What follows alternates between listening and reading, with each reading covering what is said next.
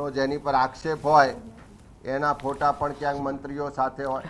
એટલે કહેવાનો મતલબ છે કે ગળામાં કેસરી ખેસ નાખો અને ગેરકાયદેસર પ્રવૃત્તિઓ, અનૈતિક પ્રવૃત્તિઓ કરવા માટેનું લાયસન્સ મેળવો, એવી સ્થિતિનું આજે ગુજરાતમાં નિર્માણ છે.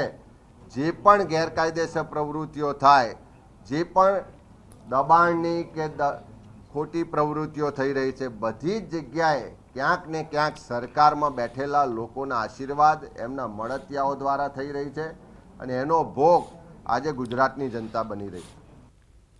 તો ગાંધીનગરમાં એસસી એસટી ઓબીસી સમાજના વિદ્યાર્થીઓ જીવરાજ મહેતા ભવન રજૂઆત કરવા પહોંચ્યા. વર્ષ 2023-24ની શિષ્યવૃત્તિ તાત્કાલિક ધોરણે આપવાની માંગ સાથે વિદ્યાર્થીઓએ રજૂઆત કરી. વિકસતી જાતિ કલ્યાણ નિયામકને રજૂઆત કરવામાં આવી. દહેગામ તાલુકાના 100 જેટલા વિદ્યાર્થીઓ દ્વારા રજૂઆત કરાઈ. જો 2 દિવસમાં શિષ્યવૃત્તિની ચૂકવણી કરવામાં નહીં આવે તો આગામી દિવસોમાં ઉગ્ર આંદોલનની ચીમકી ઉચ્ચારી.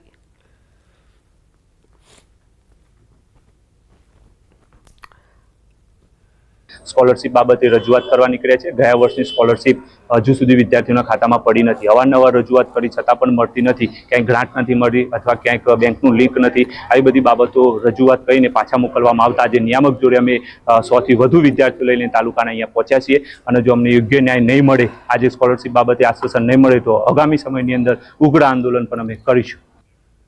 તો અમદાવાદમાં શિષ્યવૃત્તિ લેનારા વિદ્યાર્થીઓને ભારે પરેશાનીનો સામનો કરવો પડી રહ્યો છે. સરકારી અધિકારીઓના કેટલાક નવા નિયમોના કારણે શિષ્યવૃત્તિ લેનારા બાળકોને થઈ રહી છે પરેશાની. આધાર કાર્ડ હોવા છતાં હવે રેશન કાર્ડ ફરજિયાત કરાતા મામલો વિવાદોનો મતપૂડો બની રહ્યો છે, જેને લઈને શાળા સંચાલક મંડળે નોંધાવ્યો છે વિરોધ. તો બીજી તરફ સરકારના શિષ્યવૃત્તિના અઘરા નિયમોને લઈને એક બાળકે પોતાની ભાષામાં એક પત્ર પણ રજૂ કર્યો, જે હવે ચર્ચાનો વિષય બની ચૂક્યો છે. એ આધાર કાર્ડ રજૂ કરે છે. હવે તમારે આ નવું નાટક જે છે કે ભાઈ હવે એણે રેશનિંગ કાર્ડ બી આપવું પડશે, તો ઘણા એવા વાલીઓ હોય છે કે જેમણે રેશનિંગ કાર્ડ કઢાવતા જ નથી, કઢાયા નથી. અને રેશનિંગ કાર્ડને અને સ્કોલરશીપને શું લેવા દેવા ભાઈ? તો આ તો બિનજરૂરી આ જે શિક્ષણ વિભાગમાં બેઠેલા અધિકારીઓ છે એ આ સરકારને બદનામ કરવા માટે, મંત્રીઓને બદનામ કરવા માટે આવા એવા ગતકડા અંદર ઘાલી દે છે. શિષ્યવૃત્તિ માટે બાળકનું નામ રેશન કાર્ડમાં ફરજિયાત મુદ્દે શિક્ષણ મંત્રી કુબેર ડિંડોરનું નિવેદન. માત્ર પારદર્શક વહીવટ થાય તે ઉદ્દેશ્ય છે.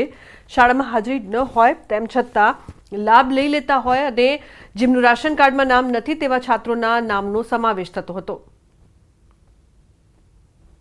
આપણા શિક્ષણ વિભાગે આ બાળકોનું નામ રેશન કાર્ડમાં દાખલ કરવાની સૂચના આપી છે. એ સૂચના આપવાની હોય જ નહીં.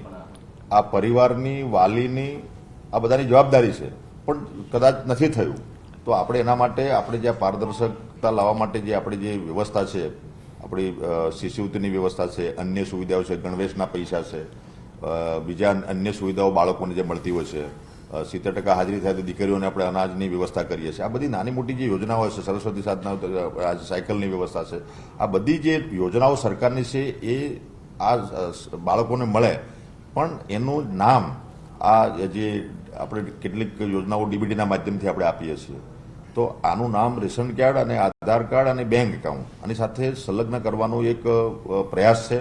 અને આ પ્રયાસથી બાળકને માત્ર આ જે શિશુવૃત્તિ માટેનું જે વ્યવસ્થા નથી, એકવાર બાળકનું નામ રેશન કાર્ડમાં દાખલ થાય તો એના પરિવારને અન્ય પણ લાભો મળવાના છે. એસસી એસટી અને ઓબીસી વર્ગના વિદ્યાર્થીઓને મળવાપાત્ર શિષ્યવૃત્તિને લઈને ઉભા થયેલા વિવાદ અંગે બોલ્યા કોંગ્રેસ વિપક્ષ નેતા અમિત ચાવડા, જેઓએ જણાવ્યું કે છાત્રોને કોઈપણ જાતની દખલગીરી વિના વિદ્યાર્થીને શિષ્યવૃત્તિ મળવી જોઈએ. સરકારનું ચોક્કસ ફોક ન હોવાના કારણે આ પ્રકારની સ્થિતિ ઊભી થઈ રહી છે. શિષ્યવૃત્તિ શાળા શરૂ થાય, એનરોલ થાય વિદ્યાર્થીઓ, એ જ સમયે દરખાસ્ત થઈ જાય અને એક જ મહિનામાં મળવી જોઈએ. પણ કમનસીબે શિક્ષણ વિભાગની નિષ્ક્રિયતાને કારણે, એના નિયમોની આંટીઘૂંટીઓ ઊભી કરવાને કારણે એક પરિપત્ર કરવામાં આવ્યો કે મૂળ ગુજરાતી હોય એને જ આ શિષ્યવૃત્તિનો લાભ મળશે. એનાથી પણ ખૂબ વિસંગતતા ઊભી થઈ. સાથે સાથે KYCની વાત કરવામાં આવી કે પુરાવા લાવો, એના કારણે પણ વિસંગતતા ઊભી થઈ અને જે શિષ્યવૃત્તિ સીધી ને સમયસર મળવી જોઈએ એના બદલે જાણી જોઈ અને આંટીઘૂંટી ઊભી કરીને વિદ્યાર્થીઓને શિષ્યવૃત્તિથી શિક્ષણથી વંચિત રાખવાનું કામ આ સરકારમાં થઈ રહ્યું છે. તો બુલેટિનમાં હાલ રોકાઈશું એક બ્રેક માટે. આપ જોતા રહો ન્યૂઝ 18 ગુજરાતી.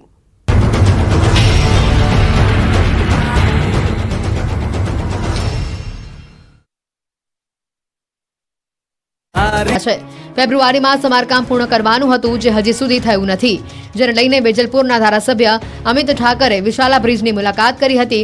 અધિકારીઓ પણ સાથે રહ્યા હતા અને તેમણે ખાતરી આપી છે કે દિવાળી સુધીમાં આ બ્રિજનું સમારકામ થઈ જશે. મધ્યમ વર્ગ અને ગરીબોને મોંઘવારી મારી નાખશે. ખાદ્ય તેલના ભાવ જનતાનું તેલ કાઢી રહ્યા છે. તેની સાથે હવે લીલા શાકભાજીના ભાવ પણ રોકેટ બન્યા છે.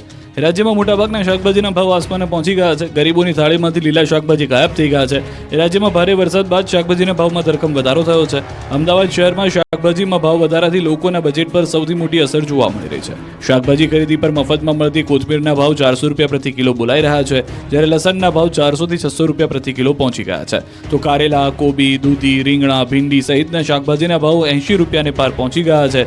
તો ગુવારના 160 રૂપિયા કિલો મળે છે. ટીંડોળા 150 રૂપિયા, ચોળી 200 રૂપિયા, પાપડી 180 રૂપિયા, આદુ 270 રૂપિયા કિલો, લીંબુનો ભાવ 340 રૂપિયા કિલો, બટાકા 50 રૂપિયા કિલો મળે છે. શાકભાજીના ભાવ એટલા વધ્યા કે 500 રૂપિયામાં તો માંડ 3-4 શાક આવે છે. ગરીબોને 500 રૂપિયા કમાતા એક દિવસ થાય છે, જ્યારે આ શાક માર્કેટમાં 500 રૂપિયા 3 મિનિટમાં વપરાઈ જાય છે, જેથી ગૃહિણીઓનું બજેટ વેરવિખેર થઈ ગયું છે.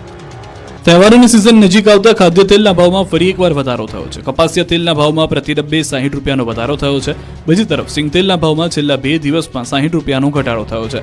કેન્દ્ર સરકારે આયાતી ખાદ્ય તેલની ઇમ્પોર્ટ ડ્યુટીમાં વધારો કરતા સિંગ તેલ સિવાયના તમામ ખાદ્ય તેલમાં છેલ્લા 15 દિવસમાં 300 રૂપિયાથી વધુનો વધારો થયો. કપાસિયા, સોયાબીન, મકાઈ, સનફ્લાવર સહિતના તેલના ભાવે ડબ્બે 300 થી 400 રૂપિયાનો વધારો થયો. કપાસિયા તેલનો ડબ્બો એક મહિના પૂર્વે જ 1600 થી 1650 રૂપિયા સુધી મળતો હતો. તેનો હાલ ભાવ 2050 થી 2100 રૂપિયા સુધી થઈ ગયો છે. પામ તેલ જે 15 દિવસ પૂર્વે 1500 થી 1550 સુધીમાં મળતું, તેનો હાલ ભાવ 1980 થી 2050 સુધી પહોંચ્યો છે. સોયાબીન તેલનો ભાવ હાલમાં પણ રૂપિયા 2000 સુધી પહોંચી ગયો છે, જ્યારે કે મકાઈના તેલનો ભાવ 1800 થી 1900 રૂપિયા સુધીની વચ્ચે છે. જ્યારે કે સનફ્લાવર તેલનો ભાવ 1850 થી લઈ 1950 રૂપિયા સુધીમાં મળી રહ્યા છે. ત્યારે ખાદ્ય તેલોમાં આગ ઝરતી તેજી દિવાળી સુધી યથાવત રહેશે તેવું વેપારીઓનું માનવું છે. બીજું કારણ એ પણ છે કે રાજ્યમાં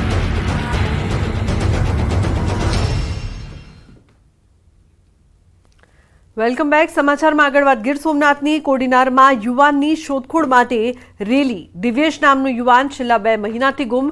કોડીનારના ગીર દેવડી ગામનો યુવાન છે દિવ્યેશ. દીવ અને ચીખલી આસપાસથી થયો છે ગાયબ.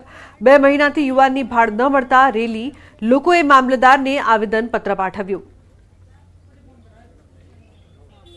પોલીસ પોતાની રીતે કામગીરી કરે છે, પણ અમારે કોડીનાર મુકામે આજે આવેદનપત્રો પાઠવવું પડ્યું.